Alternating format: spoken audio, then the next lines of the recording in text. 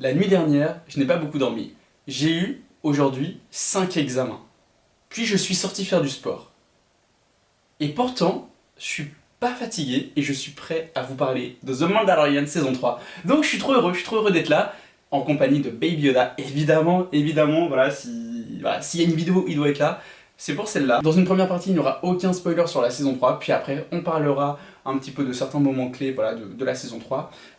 Et aussi, donc, dans la partie sans spoiler sur la saison 3, je vais possiblement aborder un ou deux éléments clés des saisons précédentes de The Mandalorian. Voilà, c'est juste pour prévenir. Maintenant qu'on est paré, on peut y aller. Je vais pas parler de quoi ça parle, voilà, pour laisser la surprise, surtout que, justement, tiens, on va en parler tout de suite, c'est l'un des reproches que j'ai pu entendre, c'est que la saison 3 n'avance pas beaucoup en termes d'intrigue.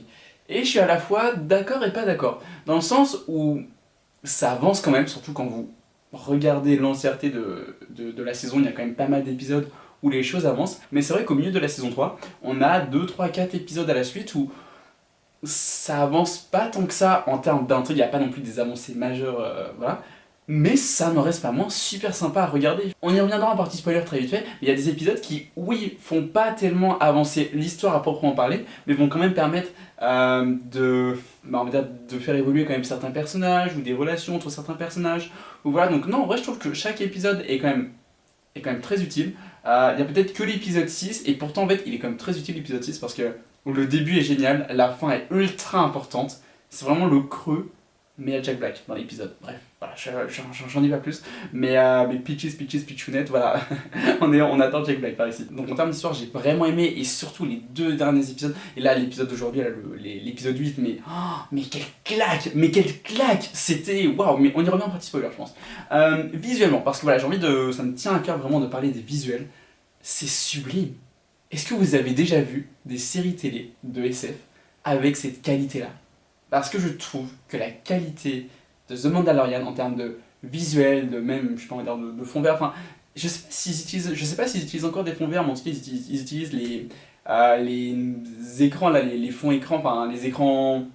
Bref, je me comprends, mais je sais que c'est la première série à avoir utilisé ces écrans comme ça, des écrans un peu, je sais pas le terme, circulaire, un peu, qui permet, je crois, en direct de modifier comme ça le fond, enfin c'est un truc de fou comme avancée technologique, mais je trouve que vraiment visuellement, enfin les scènes, je sais pas, les vaisseaux, les Mandaloriens qui s'élèvent dans les airs, enfin je sais pas, les tirs, enfin même Grogu est magnifique, enfin, il est hyper bien fait, il est trop chou. Et j'en vois plein aussi qui disent que ouais, il sert pas à grand chose et tout. Juste pour attendrir mon cœur, il sert à quelque chose. Parce que j'ai un cœur de pierre, c'est faux, mais j'ai un cœur de pierre.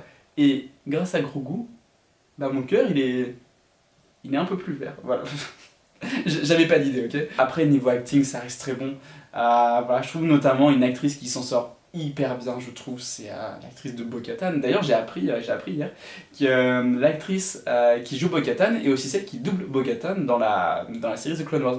Que j'ai fini hier d'ailleurs, voilà, j'ai enfin fini The Clone Wars et j'ai commencé Rebels. Voilà, j'ai au début du 2e épisode, voilà, objectif, finir ça avant le mois d'août. Pour revenir un petit peu au niveau de l'histoire, mais toujours sans spoiler, il y a quand même des enjeux. Il y a quand même de gros enjeux. Le truc qui peut-être, je trouvais, manquait un petit peu à cette saison, c'était une vraie menace que l'on va avoir, mais ça va prendre du temps. Et c'est vrai que j'aurais bien voulu, et ça sera peut-être le cas pour la prochaine saison, vraiment une menace, où vraiment, genre, je sais pas, genre chaque épisode, on sent qu'il y a cette menace, ou je sais pas, ou qui est teasée un peu au fur et à mesure de la saison, et voilà, et pas juste une menace qui pop d'un coup.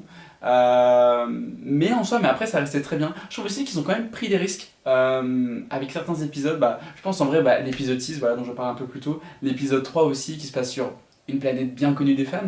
Ouais, mais non, franchement, niveau histoire, j'ai trouvé que c'était vraiment bon. Je trouve que c'est une série aussi qui félicite bien, c'est dur à dire, qui félicite bien les fans de Star Wars, genre ceux qui ont vraiment tout vu. Parce que c'est vrai que faut voir The Clone Wars, faut voir Rebels, tout ça pour bien comprendre l'univers, et en soi, ça prend du temps quand même de voir toutes ces séries. Et je trouve que, bah en fait, si t'as bien vu ces séries-là, bah du coup, t'es encore mieux, et du coup, tu comprends certaines rêves et tout, et c'est hyper sympa, comme le coup du Dark Saber, le sabre noir. Voilà, je pense qu'on va s'arrêter là pour la partie sans spoiler, donc si vous nous quittez maintenant, n'hésitez pas à vous abonner, à mettre un petit pouce vert, et je vous dis à très bientôt, c'était Fanboy, et pour les autres, on passe en partie spoilers.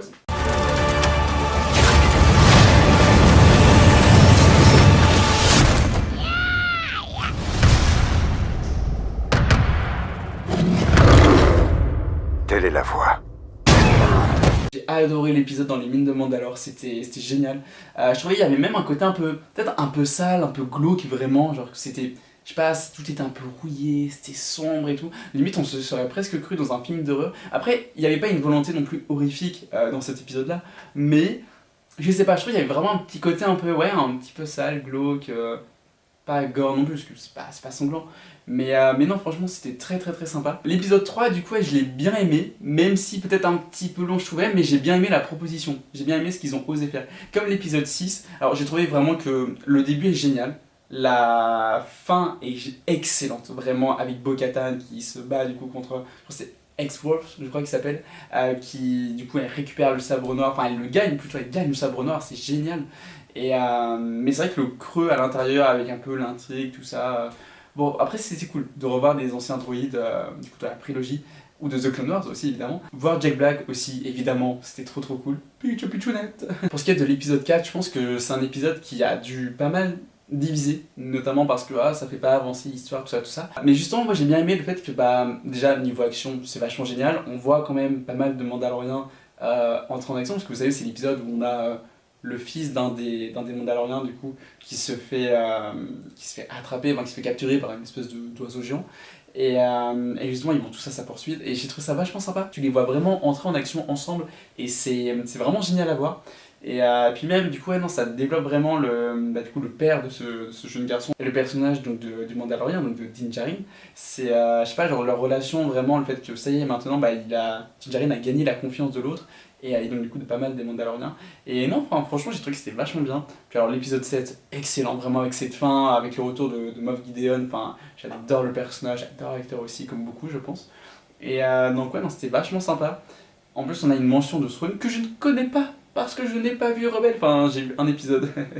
Mais du coup bientôt, mais je le connais de nom du coup et je crois savoir visuellement à peu près à quoi il ressemble. Et alors ce final entre la fin donc, de l'épisode 7 et tout l'épisode 8, mais qu'est-ce que c'est généreux en termes d'action, qu'est-ce que c'est beau, qu'est-ce que c'est puissant.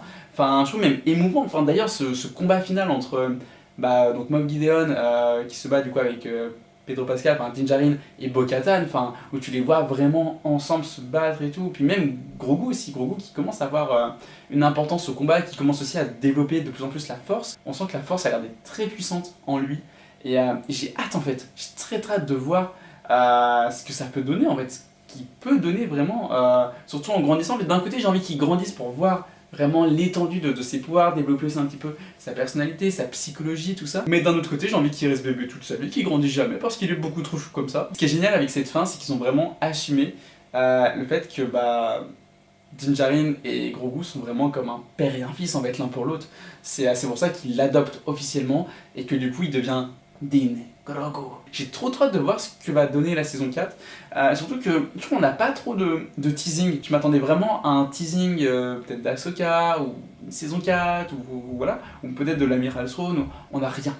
On n'a rien et je me dis, c'est pas plus mal. Au moins on va être surpris. On verra ce que ça donne. Voilà. Après Moff Gideon, est-ce qu'il est vraiment mort?